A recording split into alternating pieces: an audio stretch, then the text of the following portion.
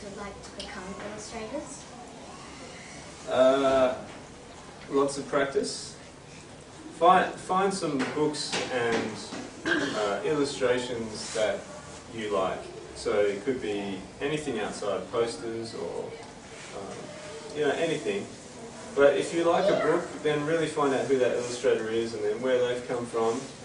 That's what I did. I did that with Sean Tan and Oliver Jeffers to find out what they did and what other work they've done.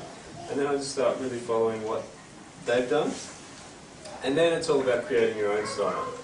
So not focusing too much on trying to copy what they're doing, but just using some of these bits and pieces and finding your bit of inspiration. And then just practicing lots and lots and lots. I was drawing really young and just kept drawing and drawing and drawing. And you have to, it's like sport, you have to keep training, so you have to keep drawing, otherwise you lose it a bit.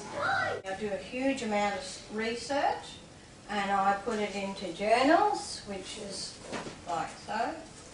And I just don't know where to start first when you see a white canvas or a white piece of A3 size paper in front of you. You just don't know where to start. The best place to start is to start doodling around with a pencil. It doesn't matter what it looks like.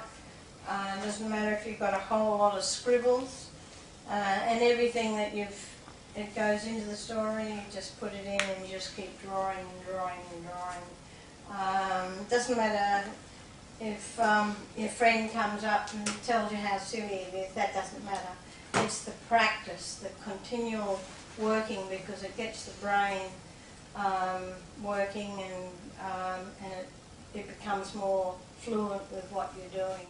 Becoming an illustrator takes a long time, but what I could say is that when I was a kid I probably wasn't the best illustrator in the class, and I was probably the kid who was the most obsessed and the kid who kept illustrating when the others had stopped and kept practicing year after year. So I was illustrating all through high school and making my own comics and books, and then after high school I was doing things like the covers for the Quokka newspaper. Has anyone seen the Quokka newspaper before? So I did that for 7 years, and then eventually I got to start working on The Last Viking, and that took 2 years to make.